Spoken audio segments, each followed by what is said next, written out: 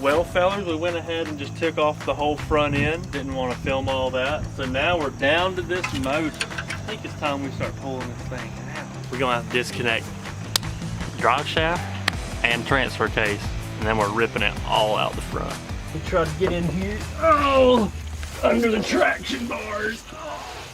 Please be a 10. Please be a 10. It's not a 10. Drive shaft was hand tied. I'd say that one's probably too far gone. Exhaust coming off good. Oh yeah. Yeah, that one's round. This one's on its way to be round.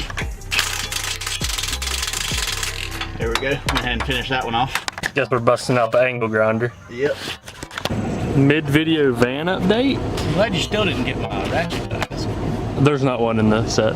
You're lying. I just looked. You're lying. Putting a radio in. What do we got going on back here? TV. We got a new package to open. Got us something nice here for the truck rebuild to make my life easier. So we get this thing open. Oh, this is your transmission mount part that came from China in 2 days. Yeah, that mounts to an engine stand, so you can put a 4L60 on it. That's pretty cool. Things ready for a 4L60E transmission build. Transmission build. That'll work. We'll take that. Clean. That will tear up an OBS exhaust right there.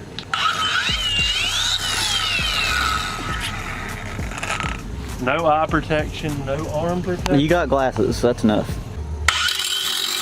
Ah! Good Lord.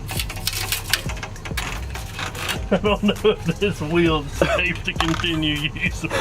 My God! Yeah, I don't think I'd be using that one anymore. That exhaust came out real nice. I'm suffering. I think we have enough out to just pick the engine up with the trans connected, roll it out, and unplug the rest of the stuff. The bottom. Good. Like a dent.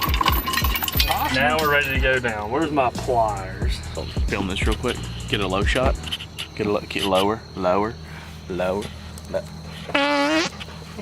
There we go. Don't rip on my distributor now.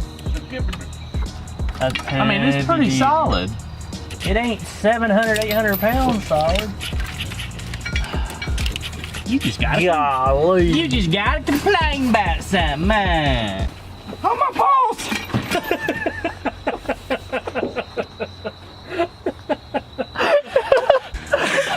I lost my footing. And they were pinned on this Dude, side. look at the hole he blew into the side of the fender. Look how big that thing is. God. Hold on, we got to send her back up. I got it. Just that. Run a bolt and a net through it. We gonna need one.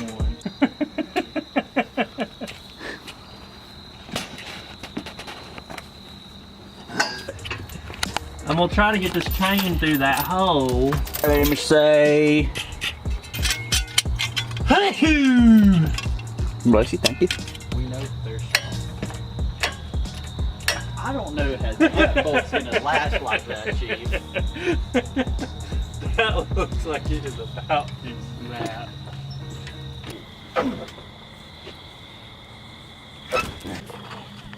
Oh, there it is, fellas. Tree fitty is out. Anybody's back hurting? We've been looking around on the trans as we've been coming out looking for what tore up on it. Crack? That might, yeah, I think that's your crack. Oh, hold on. Oh, there it is. Yeah, that's definitely it. That's a giant crack. Oh my God.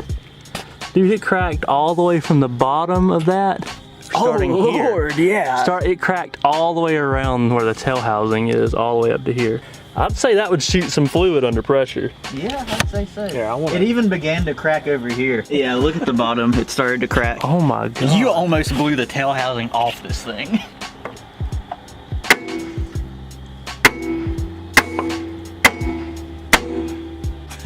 That's crazy. It did make it many years and many miles though. Yeah, 230,000 pulling all this, plus the lift, those doesn't make it any better. It looks like And we had it loaded down. It cracked there and began to crack into the actual casing too. All right, so since we got the engine out, I've taken some time and tore a bunch of junk out of the engine bay. The further I go, the more I want to take out and make sure we can coat this frame and get everything right. I've come in here and took most of the wiring harness out. We're pretty much down all the way to just the brake lines.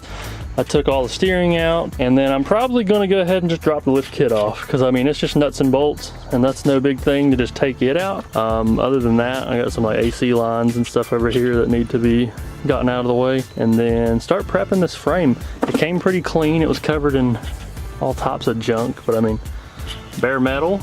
Just need to wire wheel it a little bit and throw a little rust reformer on it, and she'll be good to go. It is almost November though, so I'm kind of running out of warm weather to paint, unless I can rig up something indoors. We got a lot of engines in the way, but if I can rig something up, maybe get some painting done. So me and Dalton went ahead and got all the lift off of the truck. So I can get to all this stuff and get a good paint job. Here it is. I've been letting it soak in rust dissolver, that Rust-Oleum junk. Just spray it all over, rub it on, let it sit, take a look. There's still some little rusty spots, but I think I can take care of that right before we paint. Use some of the rust resolver to make it paintable. It'll be good. This side's great. This side's covered in oil, so it's all clean.